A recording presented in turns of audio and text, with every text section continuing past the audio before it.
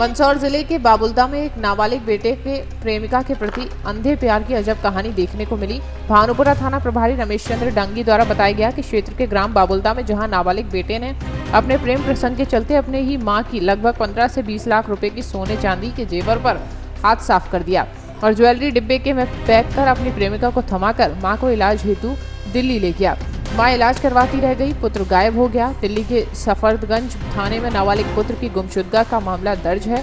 मां दिल्ली से अपने गांव पहुंची, पुत्र की तलाश की जा रही है, जिसमें दिल्ली पुलिस जांच कर रही थी। फरियादी की पत्नी गांव वापस लौट आई एवं शादी में जाने के दौरान जब अलमारी के सोने चांदी देखने को पहुंची तो पता चला कि अलमारी में गहने गायब हैं। इसके बाद थाना भानपुरा पर आकर चोरी की रिपोर्ट दर्ज कराई गई। वहीं महिला के पुत्र का मोबाइल बंद आ रहा है। पुलिस ने अलग अलग एंगल से जांच की तो सामने आया कि नाबालिग पुत्र का ही गांव की नाबालिग हम उम्र बालिका के साथ प्रेम प्रसंग था। नाबालिग पुत्र दिल्ली जाने से पहले ही अपनी मां के सारे गहने अपनी प्रेमिका को देकर चला गया। प्रेमिका से पूछताछ के दौरान जब नाबालिग पुत्र को इस बात की भनक लगी तो वो दिल्ली के थाने में जाकर पेश हुआ। इसके बाद दिल्ली पुलिस की मदद से नाबालिग पुत्र को घर वालों को सुपुर्द किया गया।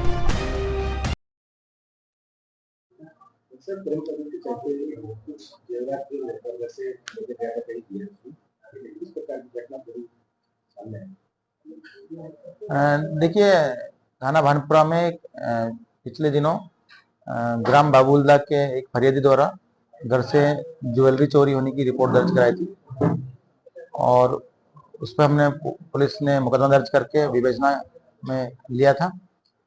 प्रकरण की विवेचना के दौरान उसमें कई सारे तथ्य सामने आए हैं। पहले तो सबसे पहले ये था कि फरियादी के पत्नी अपना इलाज कराने बेटे के साथ में दिल्ली गई थी पिछले 20 अप्रैल को और वो उसका नाबालिग बच्चा साथ में गया था। इलाज कराने के दौरान एम्स दिल्ली गए थे। इलाज के बाद वो वहां से दिल्ली से उसका बालक बिना बताए कहीं चला गया था। उस परिवार द्वारा दिल्ली के सफदरजंग थाने में बच्चे गुमने की शिकायत करी थी। वहां पे उसकी प्रकरण दर्ज किया गया था। उसकी जांच दिल्ली पुलिस कर रही थी। जब उसकी बच्चे की माँ यहाँ आ गई अपने गांव में तो उसको एक शादी के फंक्शन में जाना था। बाद में अपने अलमारी में उसने अपने ज्वेलरी देखी तो वो नहीं मिली। तत्पश्चात उसने अपने पति को बता करके अपना मामला दर्ज कराया।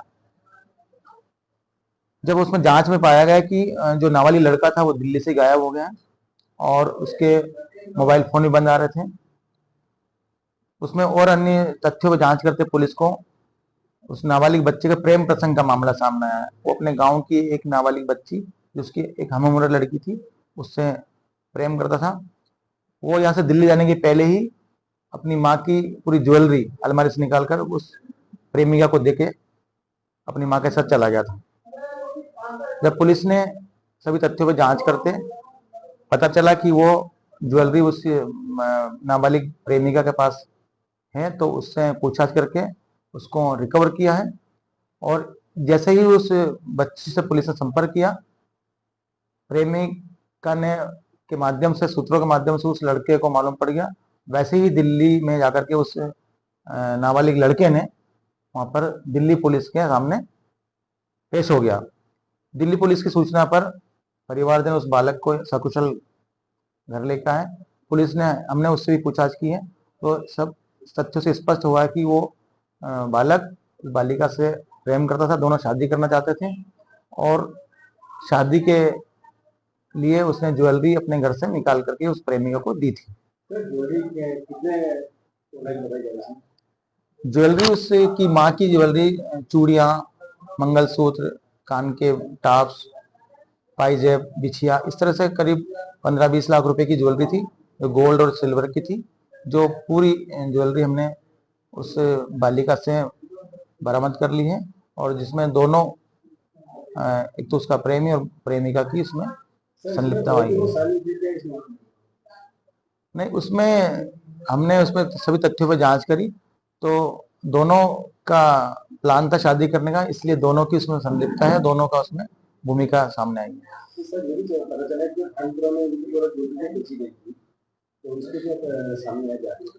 वो उसके पहचानने वाले कोई ज्वेलर्स था तो उसके पास में उसने रख के पैसे लिए थे और चूंकि स्थानीय था वो तो उसने वापस अपनी ज्वेलरी उसको वापस की है और उसका कोई ऐसा सदाशयतापूर्ण काम था, क्योंकि वो पहले से वो परिवार वहां पर आता रहा है, इसलिए उसने वापस उसको बरामद करा दी है, उस पर वापस लौटा दी है और इस तरह से वो पूरी ज्वेलरी बरामद करने में सफलता मिली।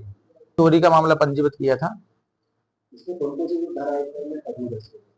बीएनएस की धारा जो चोरी का प्रकरण में लगाते हैं, वो चोरी का मामला पंजीबद्ध किया है।